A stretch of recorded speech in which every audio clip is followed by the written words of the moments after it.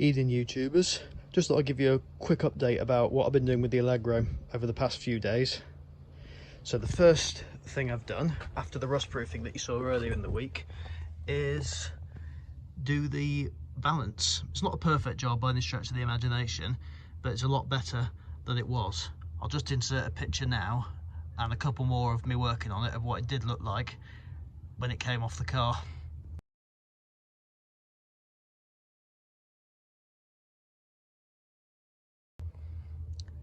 So that is a lot better than it was. It's protected from the rust, and aesthetically it just looks a lot more pleasing. And I've now had the chance to inspect the doors, and the bottom of some of them are quite bad. This one I've got in undercoat at the moment, but you can see there is a hole in it there. So this isn't a professional job by any stretch of the imagination. It's literally just to stop the rust getting any worse.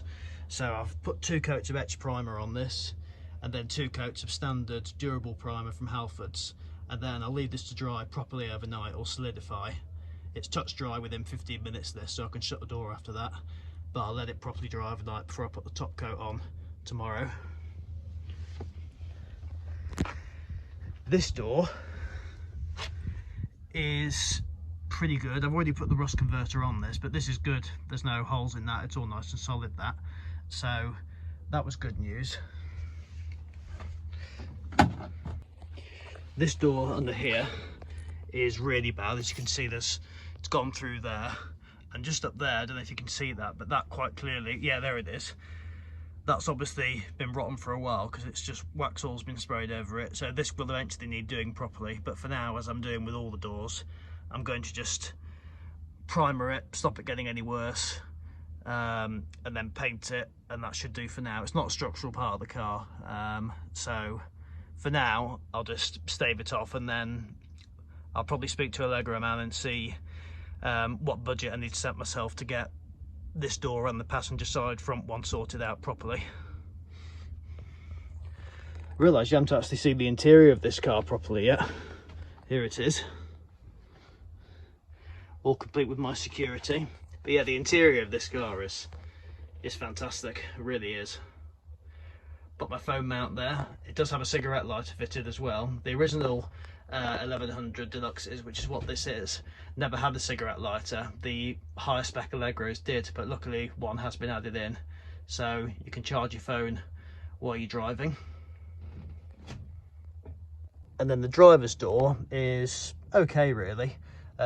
Screwdriver didn't go through anywhere when I was messing with it, so again, that's sanded down. That's got rust on it like all the other doors have. A little bit of rust there that I've treated as well, so I'll give that a spray when I get the chance.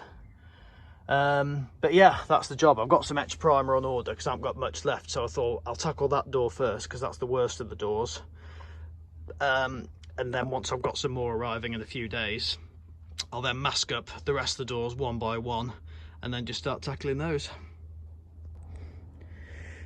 And today I did 100 miles in this. I went to see some relatives with my dad in Rugby, and they've got a farm with loads and loads of interesting vehicles on it. I've not got them on here because it was all photos, but if you check out my Instagram account, also called THT Motoring, then you'll see posts of what was on there today. They've got a few old tractors. There's a really nice old TR4 there as well, absolutely lovely thing, and there's a video of that driving, so check that out if you're interested in that sort of stuff.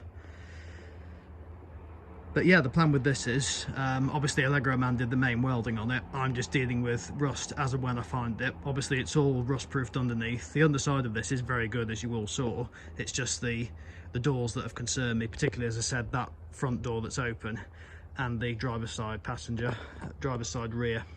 So I'll budget for those. Something else I do want to do as well, there's a bit of rust to deal with just on the boot, just on the lip of it, but that's just surface rust. It's a little bit crumbly, but I don't think it's gone through, so it should still be okay, that. And the bonnet, same again, a little bit of rust on the underside of that, but again, it's surface rust, so I'll sand that back and I'll give that a nice coat of paint. I was going to do the bonnet first, but then when I saw the doors, I thought, no, let's do the doors first, because that's a more urgent priority.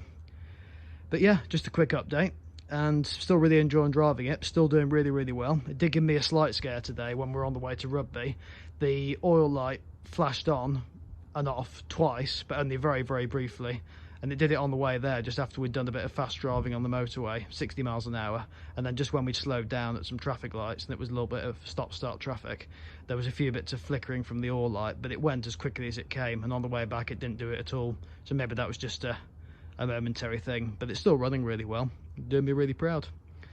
It's going to have a break probably for the next few days while I deal with this paint, so the Honda can be the one that takes the bulk of the work again. But this has had it easy for the last week really, since the Allegro's arrived. The Allegro's been doing a lot of driving. I think I've done about 100 miles, over 100 miles in that now in just over a week. So, and it's, you know, doing really, really well.